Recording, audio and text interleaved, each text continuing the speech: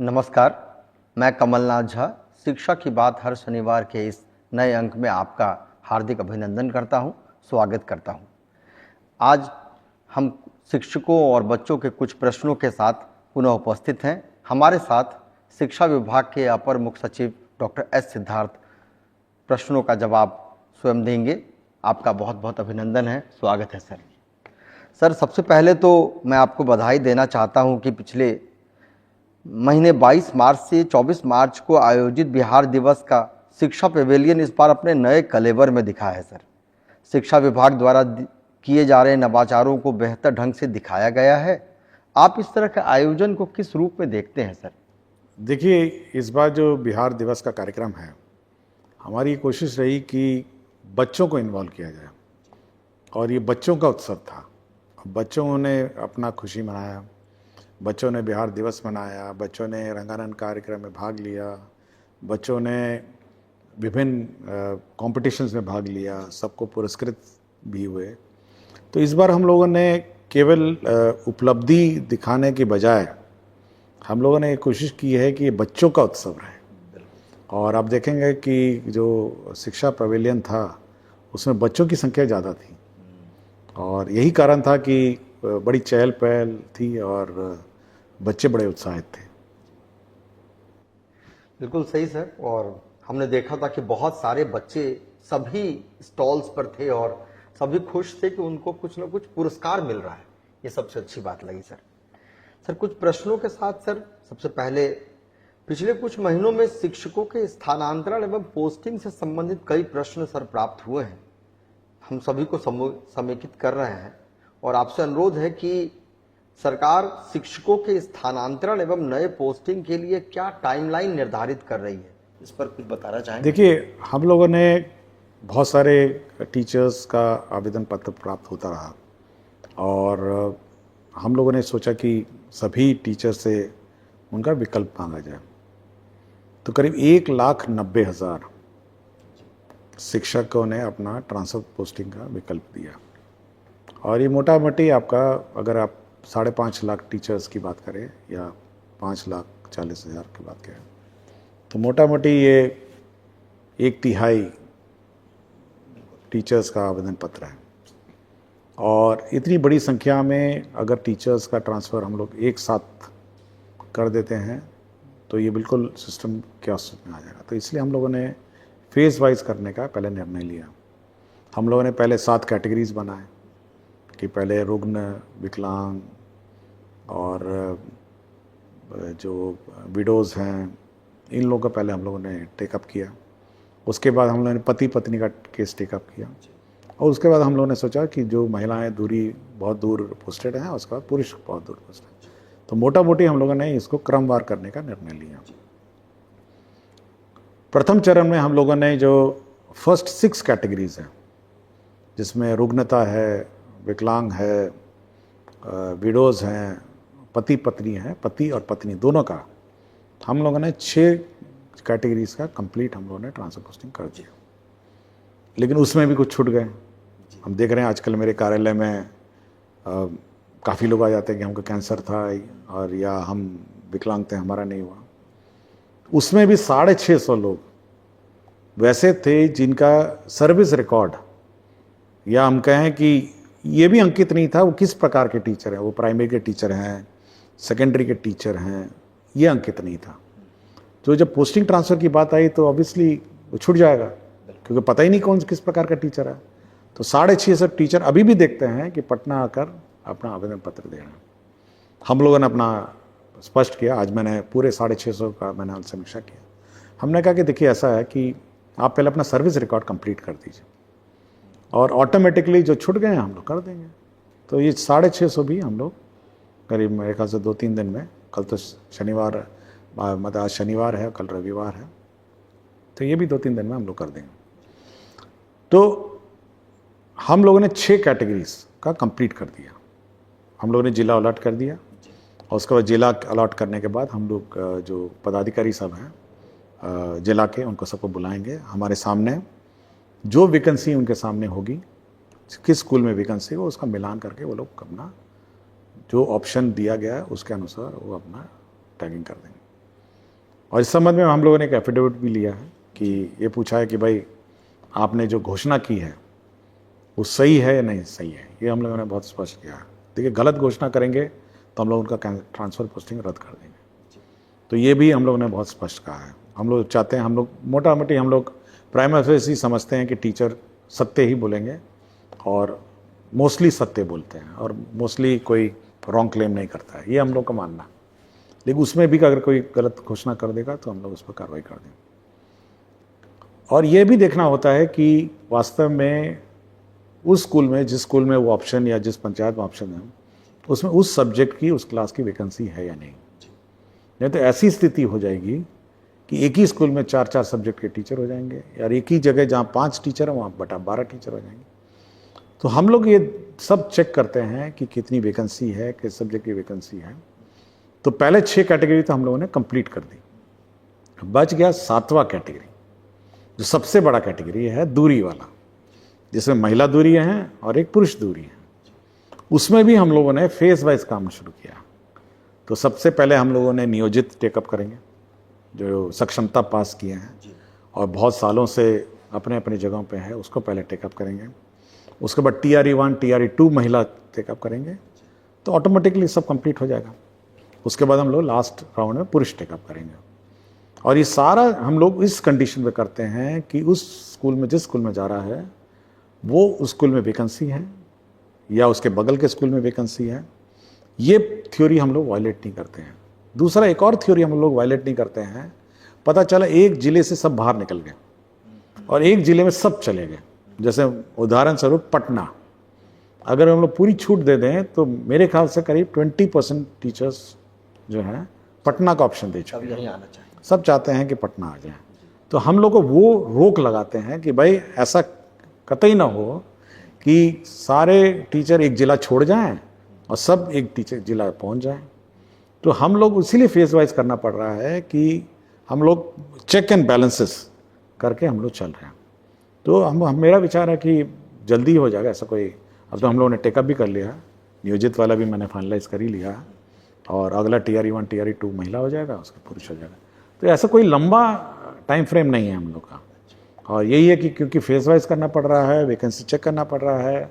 और आप सोच सकते हैं कि 38 जिले से मतलब निकलते हैं टीचर और 38 जिले जाते हैं, मतलब 38 डिस्ट्रिक्ट से निकलते हैं जिलों से और 38 जिले जाते हैं।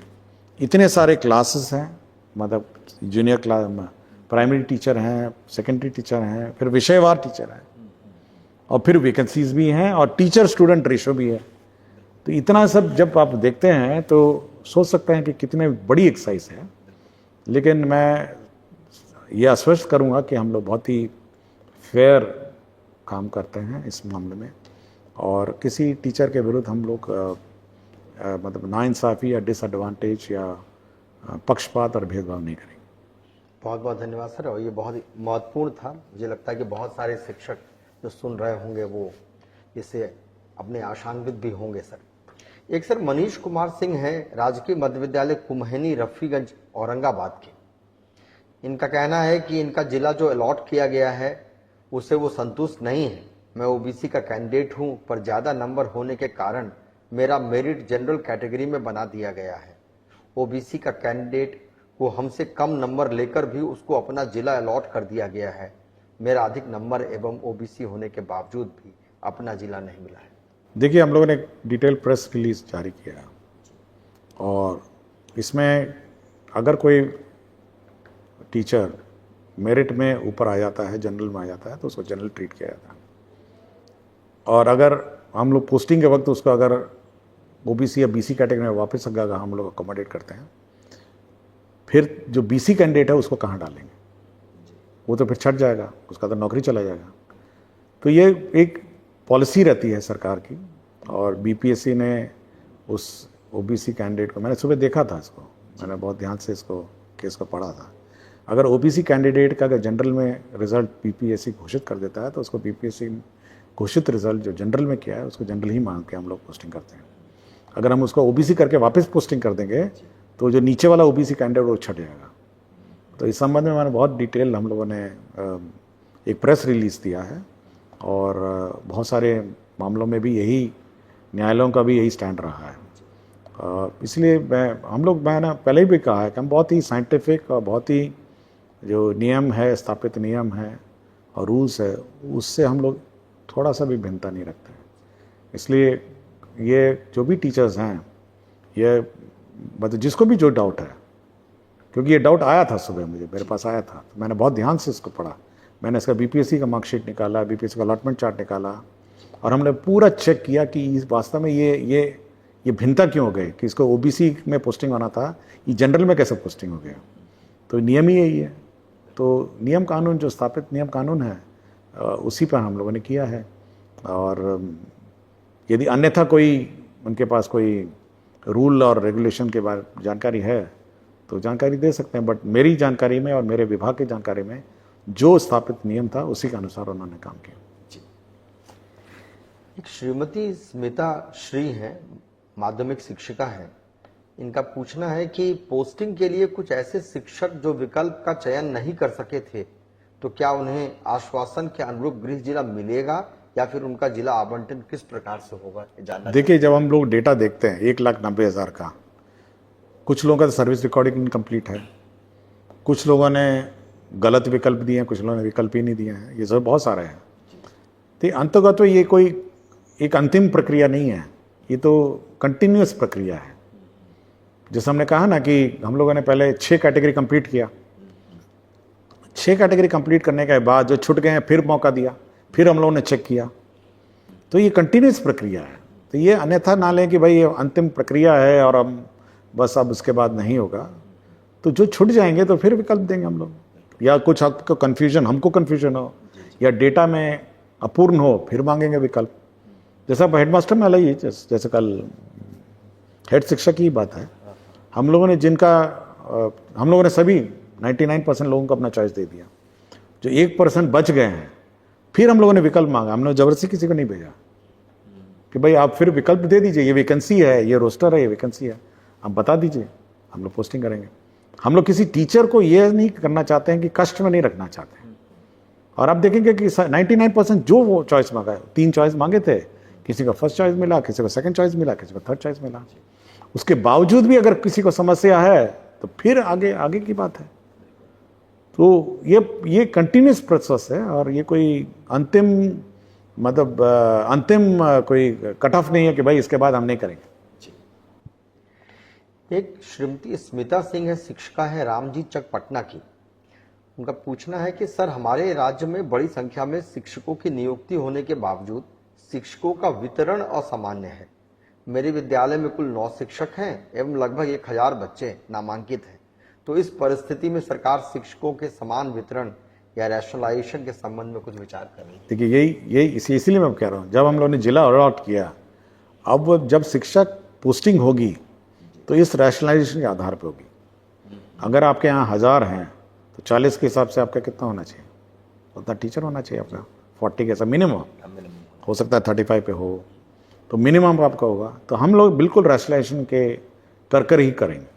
हम लोग आज भी देख रहे थे, एक स्कूल में 3 ज्योग्राफी के टीचर हैं, किसी स्कूल में मैथ्स के 2 टीचर हैं, और ऐसे भी स्कूल हैं जहाँ ज्योग्राफी के टीचर नहीं है, मैथ्स के टीचर नहीं है। तो हम लोग ये कोशिश करेंगे कि ये नॉर्मलाइजेशन, अब ये जो एक तो TRE 3 के तो नए टीचर आ गए, ये जितने ट्रांसफ़र करके जाएंगे वो भी हैं। तो अब जिले में एक पूल हो जाएगा, जो ट्रांसफ़र करके गए हैं, जो TRE 3 के लोग हैं, और जिले के जो अंदर हैं, वो भी तो अंदर भी है वाले भी हैं, उनका भी ट्रांसफर पोस्टिंग होना है। तो वो तो जिले के अंदर का है, वो तो इंटरनल मैटर है जिले का। तो ये 3 भाग में जो टीचर आ रहे हैं उनको आप रैशनलाइज करेंगे और ये सुनिश्चित करेंगे कि हर स्कूल में हर सब्जेक्ट का टीचर हो। और अगर स्कूल में शॉर्टेज होगी उस सब्जेक्ट्स की, मतलब ओवरऑल, मतलब पता चला राज्य में मैथ्स का शॉर्टेज है या ज्योग्राफी का शॉर्टेज है, फिर हम लोग स्पेसिफिक एग्जाम लिखवाएंगे। मतलब फिर हम मैथ्स के टीचर रिक्रूट करेंगे, साइंस का टीचर रिक्रूट करेंगे, और अगर पता चलेगा ज्योग्राफी के टीचर बहुत हो गए हैं तो उनका नहीं करेंगे। तो अब सब्जेक्ट वाइज हम लोग उसी सब्जेक्ट के टीचर का फिर हम लोग नया रिक्रूटमेंट निकालेंगे, जो TRE 4 की जिसकी बात करते रहते हैं। किंतु ये हम लोग एक बार रैशनलाइजेशन के बाद पता चल जाएगा कि कितने टीचर कितने कैटेगरी के ज़्यादा हैं या कम हैं। बहुत अच्छा सर, ये मुझे लगता है कि वो संतुष्ट हो जाएंगी। सर, प्रारंभ में ऐसा माना जाता था कि बिहार के बच्चे सामान्यतः हम लोग मानते थे कि गणित की मूलभूत संक्रियाओं को हल करने में अन्य राज्यों की तुलना में अच्छे होते हैं। परंतु हाल में एससीईआरटी द्वारा और कई अन्य संस्थाओं के द्वारा भी समय समय पर कराए गए उपलब्धि सर्वेक्षण में यह पाया गया कि बच्चे गणित विषय की मूलभूत संक्रियाओं, जोड़ घटाव आदि की संक्रियाओं को बेहतर ढंग से नहीं कर पा रहे हैं। क्या सरकार कक्षाओं में गणित विषय को बेहतर करने के लिए कोई सार्थक प्रयास कर रही है? देखिए, मैंने बहुत सारे फोरम में कहा है कि बच्चे गणित में अब कमज़ोर दिख रहे हैं और ये बहुत ही चिंता का विषय है। मतलब ये आर्यभट्ट की धरती है और शून्य भी यहीं पे आविष्कार हुआ था। तो मेरा अपना मानना है कि गणित हम लोग का हमेशा स्ट्रेंथ रहा है इस राज्य में, अब बच्चों का है, लेकिन गणित में अब कमज़ोर बच्चे आने लगे हैं। ये बड़ा चिंता का विषय है। हमने कहा है और बिल्कुल स्पष्ट कहा है कि भाई टीचर्स को कि अब गणित बिल्कुल, अब पहले भी कहा था 100 दिन गणित के और 100 दिन रीडिंग का, आपको याद होगा जनवरी में एक अभियान चला था। लेकिन अब इस गणित को हम लोग को बहुत सीरियसली लेना पड़ेगा। ये अब किसी भी हालत में इसमें चूक नहीं हो सकती। क्लास 1 को अपना गणित ठीक रखना पड़ेगा, क्लास 2 को भी अपना गणित ठीक रखना पड़ेगा, क्लास 3 में भी गणित ठीक रखना पड़ेगा। गणित का तो हम लोग बिल्कुल अब लगातार परीक्षा लेने वाले हैं, चाहे वो साप्ताहिक परीक्षा हो या जो भी हो। लेकिन अब हम लोग साप्ताहिक परीक्षा भी लेने के पक्ष में हैं गणित में, और गणित को ठीक करना पड़ेगा। तो मैंने सबको कहा है, सभी मेरे जितने भी टीचर्स हैं और सब हैं, कि भाई आप गणित को अब ठीक करिए और गणित को आपको करना पड़ेगा, उसमें कोई आपको चूक नहीं कर सकते। और इस साल शुरू में जो प्रथम महीना अप्रैल का है, हम लोगों ने सबसे ये भी कहा है कि भाई आप फर्स्ट मंथ में केवल रिवीजन कराइए। नया क्लास शुरू होने से पहले रिवीजन, जस्ट रिवीजन कराइए, विशेषकर आपके गणित का, मैथ्स का, साइंस का, फिजिक्स का, केमिस्ट्री का, बायोलॉजी का। अब रिवीजन कराइए। पुरानी किताब है, एक पन्ने से पहले पन्ने से लेकर आखिरी पन्ने तक उसको रिवाइज कर डालिए।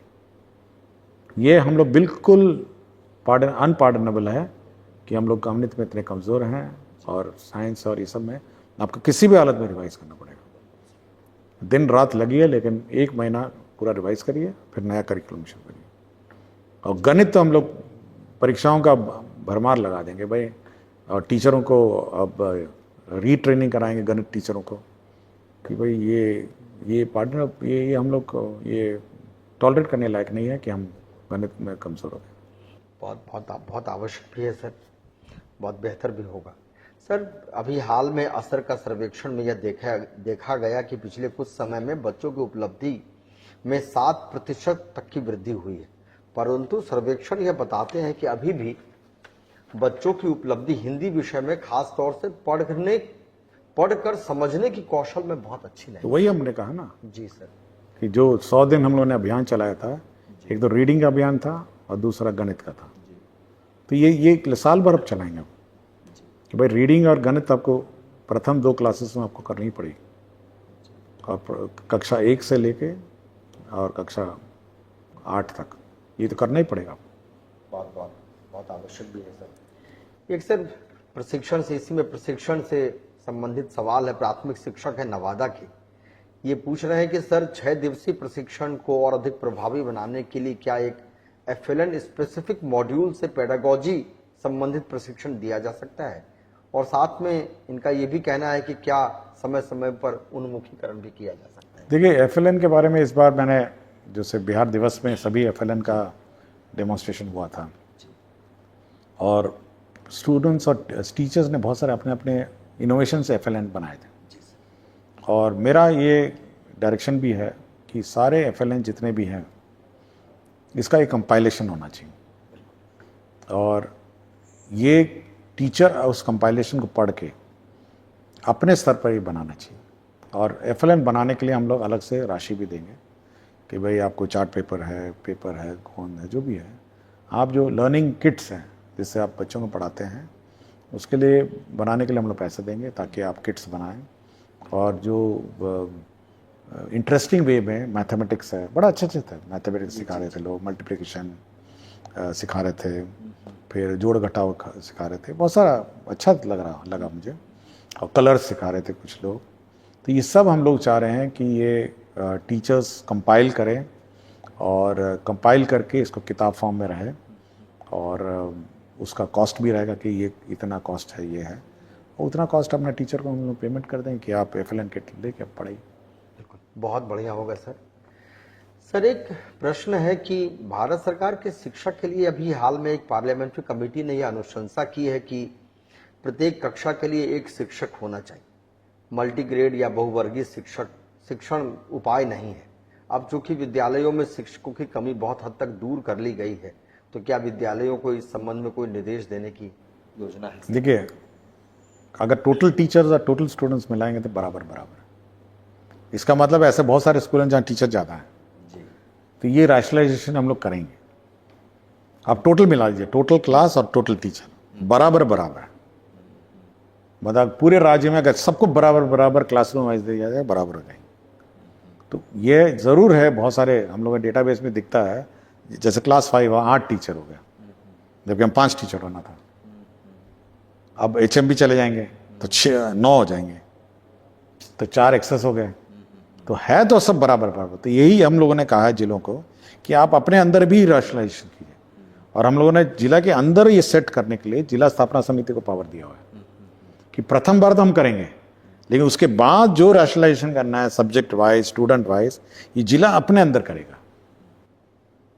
बहुत बढ़िया सर। ये एक नारायण झा है, शिक्षक उच्च माध्यमिक विद्यालय करहरा बेनीपट्टी के। इनका पूछना है कि सर, कक्षा 1 से 12 में पढ़ाए जाने वाले सिलेबस अंतर्गत प्रत्येक विषयों के या पाठ्य पुस्तक का अद्यतीकरण यानी रिवीजन का कार्य अनिवार्य लग रहा है। क्या शिक्षा विभाग के संबंध में कोई कार्य? अब नेक्स्ट ईयर हम लोगों ने जो अभी किताबें गई सब रिवाइज्ड है, हर साल रिवीजन होता है, और इस साल हम लोगों ने मेजर रिवीजन एक्सरसाइज रखा है। मतलब प्रथम 3-4 महीने हम लोग मेजर रिवीजन एक्सरसाइज रखेंगे, और उसके बाद अब जो अगले साल की किताबें होंगी वो बिल्कुल नए करिकुलम में होंगी। तो इस बार हम लोगों ने बहुत ही मतलब पिछले साल तो कर ही लिया था काफ़ी, अब देखेंगे धीरे धीरे वो नेशनल करिकुलम के निकट आ रहा है। इस साल आधा बढ़ा है और अगला साल कंप्लीट हो जाएगा। इस साल ऑलमोस्ट हाफ वे है, और धीरे धीरे वो पहुंच जाएगा, और राष्ट्रीय करिकुलम जो नेशनल का सभी विद्यालयों में देश भर में करिकुलम किया जा रहा है उसी के निकट हो जाएगा, बिल्कुल ऑलमोस्ट हो जाएगा। और अगला 1 अप्रैल 2026 को आप देखिएगा सारी किताबें नेशनल करिकुलम के अनुरूप हो जाएंगी। बहुत बहुत शुक्रिया sir, thank you so much. आपने सारे प्रश्नों का लिया, बहुत बहुत धन्यवाद आप सभी का।